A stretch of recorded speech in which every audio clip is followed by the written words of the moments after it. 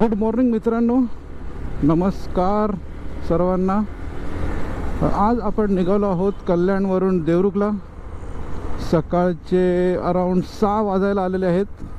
5:30ला निघायचं टार्गेट होतं आणि आपण 5:45ला निघालो सुद्धा आहे. सो ऑन टाईम आपली ॲज पर प्लॅन राईड सुरू होते. आता राईडचा जो रूट दाखवतो आहे मॅपवर तो आहे थ्रू तळोजा, म्हणजे मलंग रोड घेऊन तळोजाकडून जायचं आहे आपल्याला पनवेल कलंबोलीला. त्या रस्त्याने मग जाऊन पुढे आपला ओल्ड मुंबई गोवा हायवे करत आपला युजल जो रोड पकडायचा आहे. मी जनरली शिळफाट्याने जायचो, पण बघितलं तिथून भरपूर टाईम लागतो. आणि आता हा तळोजाचा रस्ता तसा बऱ्यापैकी झालेला आहे. थोडा मध्ये पॅच खराब आहे, पण तेवढा मॅनेजेबल आहे. आणि टाईम दाखवत आहे टोटल अराऊंड 6.5 तास फॉर 315 किलोमीटर. तर हा आता आपण लेफ्ट घेतला आहे कल्याण ईस्टला, म्हणजे दुर्गाडीकडून पुढे आल्यावर दुर्गाडी किल्ल्याकडून पुढे आल्यावर लेफ्ट घेतला आहे. आणि आता ह्या रस्त्याने सरळ सरळ जायचं आहे. सो कुठेच जास्त काही टर्न वगैरे नाही आहेत. बाईकमध्ये चेंजेस म्हणालात तर लाईट्स लावून घेतल्या आहेत नवीन, फॉग लाईट. कारण एक्सपल्सच्या लाईट ह्या भरपूर वीक आहेत. सो गावी जर जायचं असेल तर उजेड हवा. आता आपण निघालो आहे सकाळी 5:30ला, थोड्या वेळानेच उजेडेल. सो त्यावेळी तर काही एवढं प्रॉब्लेम नाही, कारण आपल्याला थोड्या वेळाने दिसायला चालू होईल. पण तरीही तिथे गेल्याच्या नंतर जे काही गरज लागेल कधी गाडी चालवायला, तर तेव्हा ह्या लाईट्स असलेल्या जरा उपयोगी पडतील. बाकी सीट थोडी चेंजेस करून घेतले आहेत, म्हणजे त्याच्यामध्ये कुशनिंग ॲड केलं आहे. कारण अगेन एक्सपल्सची सीट भरपूर बारीक आहे. सो कुशनिंग ॲड करून ती साईड विड्थ वाढवली आहे आणि थोडी थिकनेससुद्धा वाढवली आहे, सो दॅट थोडं कम्फर्ट राहील.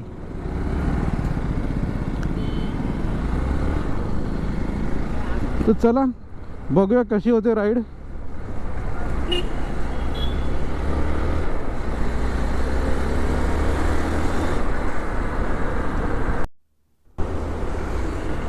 ऑलमोस्ट 6:15ला आपण पोचलो आहे तळोजा रोडला. आणि इथे स्पीड ब्रेकर बनवायला सांगितलेले की डोंगर बनवायला सांगितलेले कळत नाही आहे. हा तरी बरा होता.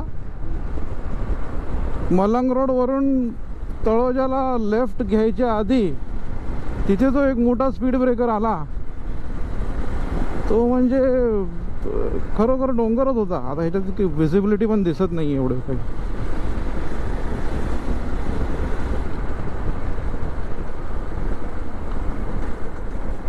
हे बघा, त्याच्यावरती काहीच पट्टे नाही मारलेत, काही नाही मारलेत. म्हणजे एखादा जर फास्ट आला तर पहिला जेव्हा स्पीड ब्रेकर येईल तिथे उडाला तर चांगलाच उडेल.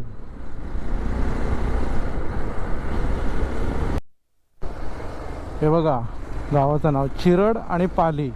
नक्की काय बोलायचं आहे? पाली चिरड, चिरड पाली, वाक्य तयार होत आहे. असो, पण इथे घरून निघालो तेव्हा गरमी होत होती.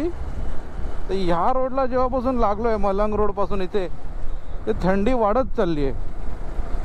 बेरेबल आहे, पण आणि असे पण फेब्रुवारी आहे, ऑलमोस्ट विंटर एंड होत येणार आहे. पण इथे थंडी जाणवते. कदाचित इथे सगळीकडे ग्रीनरी असल्यामुळे आणि इथे जवळच पाणीसुद्धा आहे. सो आता आपण पोचलो आहे तळोजा MIDC आय गेस. आणि इथे ह्याच्या मागे एक पॅच खराब असायचा, पण तोही आता बनला आहे. सो रोडचं काम पूर्णपणे झालेलं आहे. सो इन केस तुम्ही कल्याणवरून जर तळोजा रूट घेऊन जर कोकणाकडे जायचा विचार करत असाल थ्रू किंवा टुवर्ड्स कलंबोली, तर हा रोड रेडी आहे. आता 6:30 वाजलेले आहेत, म्हणजे आपल्याला ऑलमोस्ट 45 मिनिट्स झाले आणि आपण चालवलेत अराउंड 30 किलोमीटर्स. धूळ बघा किती आहे इथे, तर पुढचं दिसतच नाही आहे. हेल्मेटची काच लावली तर त्याच्यावरती एवढी धूळ बसली आहे की ती क्लीन केली तरी थोड्या वेळ परत धूळ येते. कदाचित ह्याच्यामध्ये चांगलं दिसतंय गोप्रोमध्ये मी जसं बघतोय आता, पण डायरेक्टली बघितलं तर विजिबिलिटी फार कमी आहे. ते एवढं कन्फ्युजन आहे, सगळीकडे रेड होतं, काही गाड्या स्वतःहून झाल्या पुढे चाललेल्या. आता मला वाटलं आमचा ग्रीन झाला, पण तसं नाही, तो पुढच्याच आहे. पहिला हा रेड बघा, इथे थांबा, इथून तिथपर्यंत पोहोचा आणि तेव्हा जर तो ग्रीन असेल तर पुढे जा, नाहीतर यू हॅव टू वेट. हा आहे कलंबोली सर्कल, हे बघा, ह्यांच्यासाठी सिग्नल नाही, मग तो सिग्नल आहे तरी कोणासाठी. आणि मग बोलतात ॲक्सिडेंट होतं.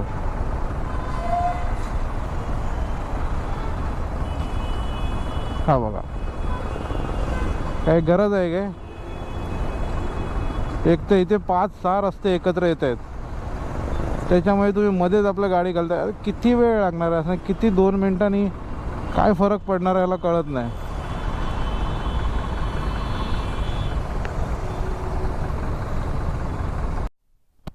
हे काय आहे?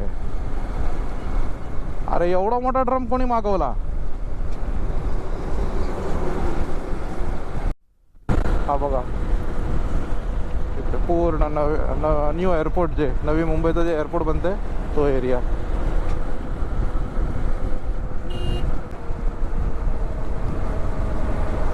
हा बघा, आला लेफ्ट टुवर्ड्स गोवा पुणे आणि राईट मारलं तर नवी मुंबई एअरपोर्ट.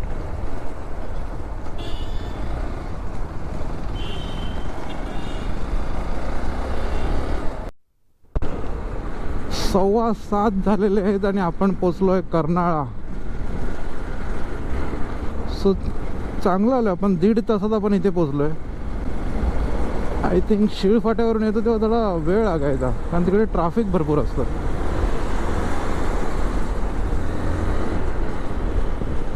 हा कर्नाळाचा छोटासा घाट.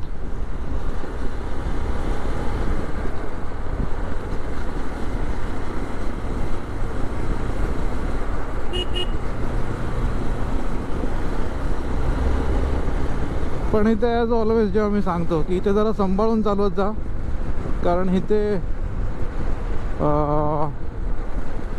माकडं जी आहेत ती रस्त्यावर आलेली असतात, लोक त्यांना खायला घालतात इथे, म्हणून ती पण इथे पोचतात.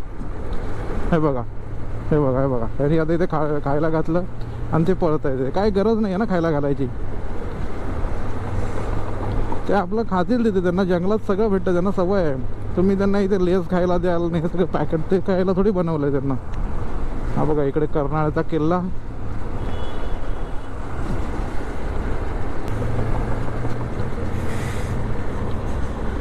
माणसाला वाटतं की चला बाबा मी बाबा मुक्या जनावराला काहीतरी दिलं, पण त्यांना ती खराब सवय लागते. बघा, इथे खालती गेलं हा रस्ता की बर्ड सँच्युरीमध्ये जाता येतं. खालती तिकीट वगैरे काढून मला तो वाट असेल, मी कधी गेलो नाही आहे. राईट साईडला व्ह्यू बघा, पूर्ण धुकं आलेलं आहे आणि तिथे गाव आहे, मस्त वेगळी जात आहे. बघा, सनराईज झालेला आहे बघा, मस्त असं सनराईज दिसतंय आणि आपले रायडर्स निघालेले आहेत.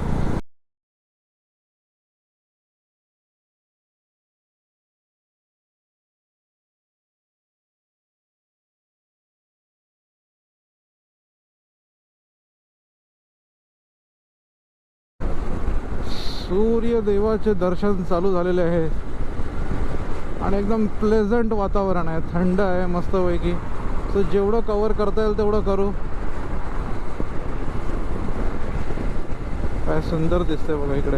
आता ह्या कॅमेरामध्ये किती कॅप्चर होतं माहीत नाही आणि गोप्रोमध्ये कसं दिसतं माहीत नाही, पण प्रत्यक्ष बघायला फार सुंदर वाटतं. बघा, समोरून हळूहळू थोडे वरती येतात तसे कलर्स चेंज होत आहेत. पण जबरदस्त दिसतंय. हा उडव तू धूळ, रस्ता सोडाने जा तिकडे. थार आहे ना, सरळ जरा चांगलंच आहे तिकडे. सगळी धूळ उडून मातीत हे करून टाक. होळी खेळत जा आतापासून. सुंदर असं बघा, माउंटन्स, ग्रीनरी, आणि नेमकं सनराईजच्या वेळे आपण इथपर्यंत पोहोचलो आहे. फार सुंदर व्ह्यू भेटतो इथे.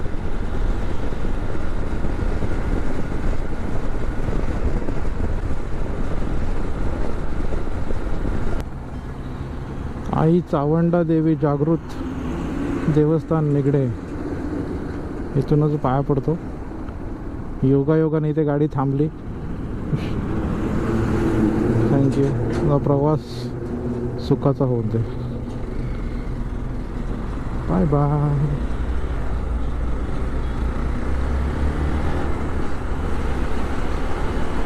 हा ब्रिजचा शूट कर, म्हणजे बघूया त्या ब्रिजवर कसं येतं व्हिडिओ म्हणून थांबलेलो ॲक्च्युली. आणि नेमकं ते पुढे तिथे देवीचं दर्शन झालं. फोटोच का होईना. सो आता इंदापूरच्या आधी हे ते ट्रॅफिक चालू झालेलं आहे. आता हे ट्रॅफिक कुठपर्यंत आहे काय सांगता येत नाही, पण बघूया. साईडने जागा भेटते तेवढी काढतोय. पण मोस्टली हे ट्रॅफिकचं कारण हेच आहे की पुढे सिंगल पट्टी रोड आहे आणि लोकांना गाड्या चालवायचं सेन्स नाही आहे.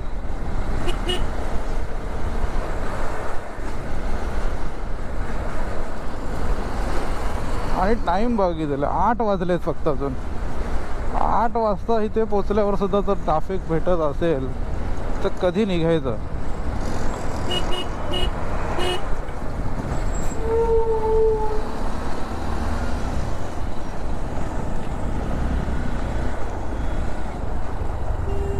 सो अराउंड 3 तास झालेले. 3 तासामध्ये 100 किलोमीटर एक्झॅक्टली रायडिंग करून झालं आहे. तर त्यामुळे एक छोटासा ब्रेक घेतला, गाडीला जरा बंद केलं, पाणी वगैरे पिलो आणि परत पुढे निघालो आहे. अजून आपण नागोठण्याला पण नाही पोचलो आहे, कारण ते मागेच ट्रॅफिक लागलं.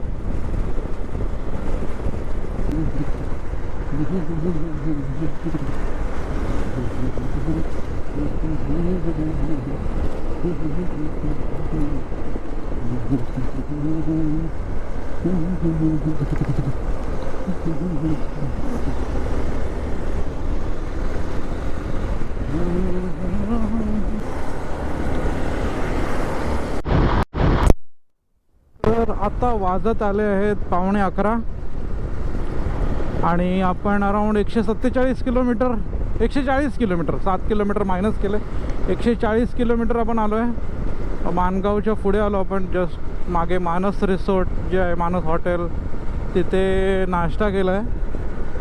आणि अजून तिथून 3 तास 45 मिनटं दाखवत आहे.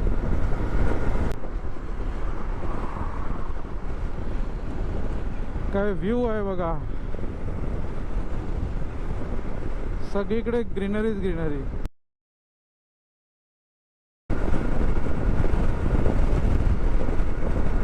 सगळे इकडे बघा, तिन्ही बाजूनी डोंगर आहेत इकडे, म्हणजे दोन्ही साईड ॲक्च्युली, लेफ्ट राईट.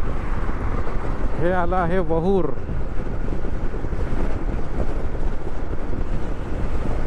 हा गांधारपाले लेण्यांकडे जायचा रस्ता.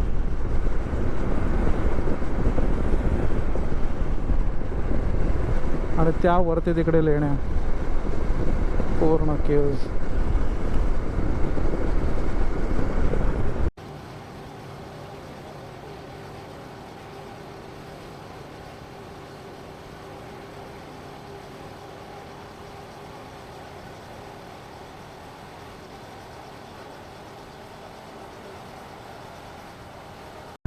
हे बघा, रस्त्याच्या मध्ये सुद्धा यांची कामं चालूच आहेत.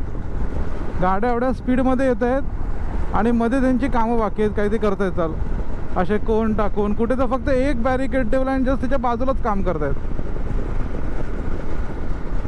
तर येणार असला तर जरा सांभाळून चाला. रस्ता चांगला आहे, रिकामी भेटतोय म्हणून कशी स्पीडनी घेऊन नका येऊ. हा बघा, इथे फक्त एकच गाडी जाईल एवढीच जागा आहे, तरी पब्लिक आपली फुल स्पीडमध्ये इथे एंटर करते.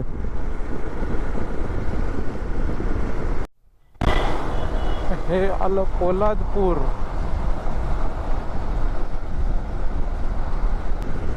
हा बघा काय व्ह्यू आहे बघा, जबरदस्त घाट. ऑलमोस्ट 190 किलोमीटर चालवल्याच्या नंतर घाट लागलाय. 180-190 किलोमीटर.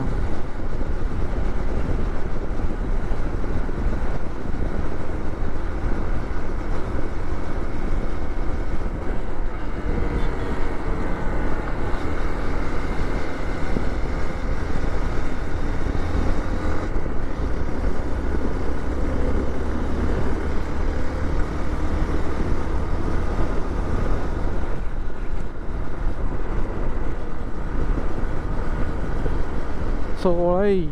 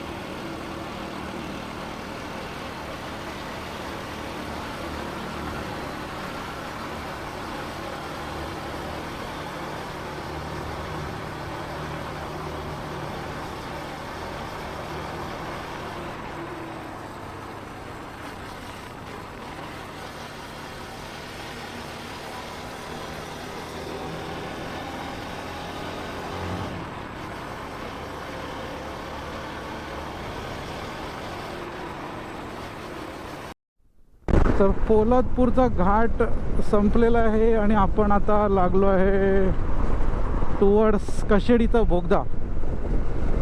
हा बघा व्ह्यू बघा.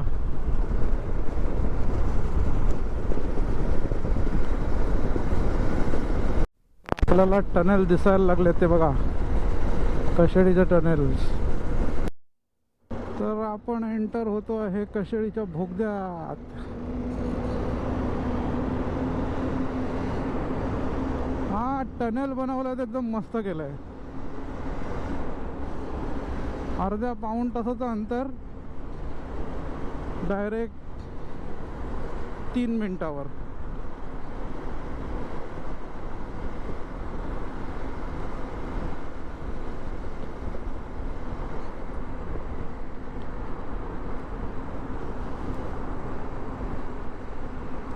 कुठे कुठे पाणी पडतंय, तर थोडं सावकाशच यायला हवं.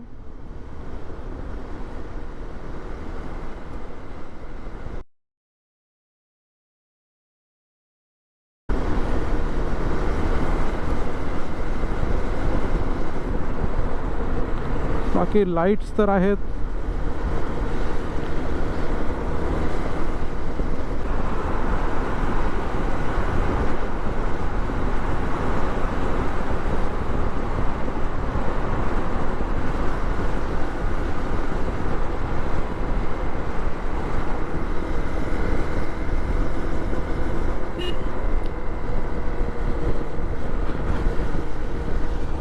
तर हे होतं टनेल आणि मागे स्वामी समर्थांचं मंदिर गेलं, कारण आता कशेडी घाटाचं वरती जात नाही आणि मंदिर वरती घाटात आहे. कोकण रेल.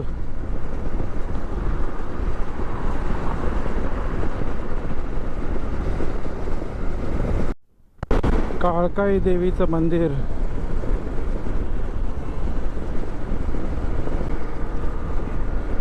आणि आता सुरू होईल भोसते घाट. ह्या घाटचा एक टर्न एकदम डेंजरस आहे. हा बघा तो टर्न. आणि त्या साईडला तर सरळ सरळ घासलेल्या गाड्या दिसत आहेत तुम्हाला.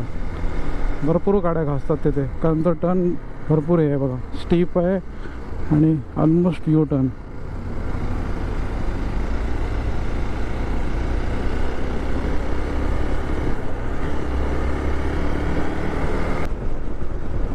तर हा सुरू झाला आहे बघा परशुराम घाट. हा बघा इथून हा तिथे वरती जातो.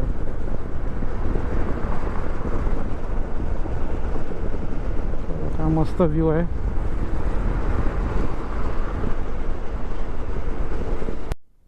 मुंबई साईडने येताना परशुरामगड छोटा वाटेल परशुराम मंदिरापर्यंत, कारण हा थोडासा चढ आहे, नंतर उतार आहे पूर्ण. आणि हे बघा परशुराम मंदिराकडे जायला वाट ही.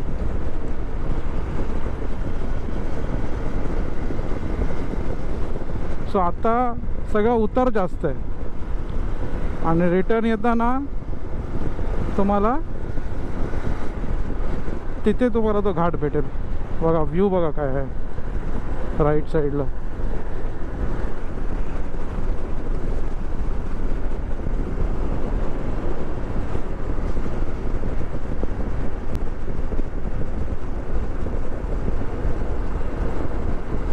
इथे फक्त येताना एकच सांभाळून काय येतं आहे, कारण हा रस्ता मध्येच डायव्हर्जन आहे. सो एक जागेवर रस्ता बंद आहे तर समोरच्या गाड्या, दोन्ही गाड्या एकच साईडने येते बघा त्या पॉईंटला.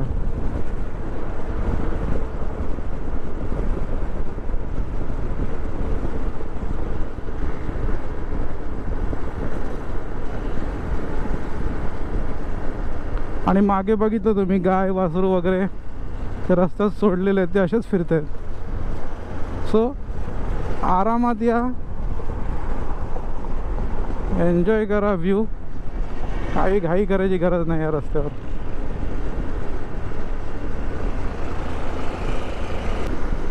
ती समोरची खाच दिसते, खाचेसारखं डोंगरामध्ये, तो तिकडे तो मोठा धबधबा पडतो. सो पावसाळ्याच्या वेळी जर आलात तर तिथे तो पब्लिक तुम्हाला थांबलेली दिसणार, तिथे मोठा धबधबा असतो.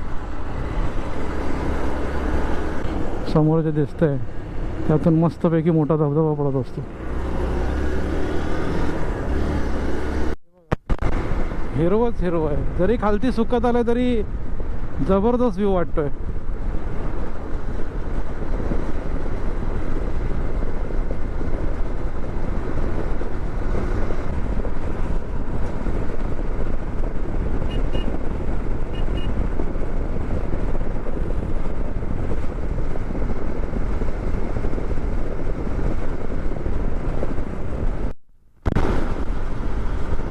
तर 2 वाजले आहेत दुपारचे आणि आपण पोचलो आहोत संगमेश्वर रेल्वे स्टेशनला. सो रस्ता सुधारलेला नाही आहे, हे बघा अजूनही तेच आहे. हा जो पॅच आहे तो आहे तसाच आहे, कम्प्लिटली नो प्रोग्रेस.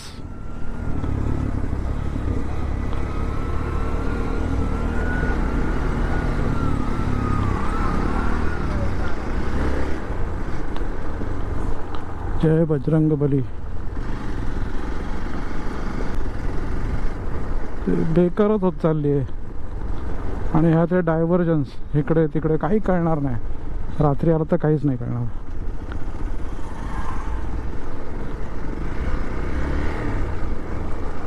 सो संगमेश्वरच्या भागात जरा हळू या.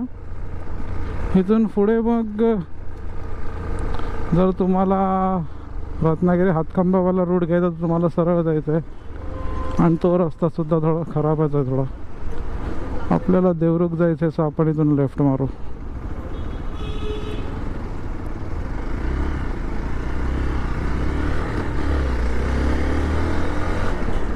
हा लेफ्ट साईडला जो गेला तो संगमेश्वर डेपो. तर आपण येऊन पोचलो आहे निव्यात. थोडं मध्ये थांबून आलो एका मित्राला भेटून, म्हणून 3 वाजले, नाही तर 2:30 वाजता पोचलो. सो चांगलं आली गाडी. हां, जेवायला कुठे थांबलो नाही.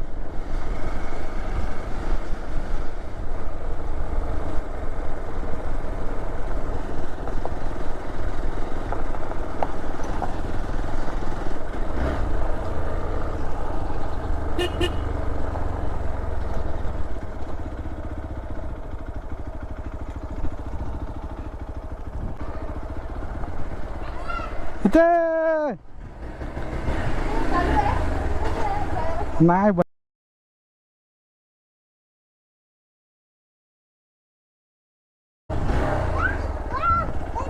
अरे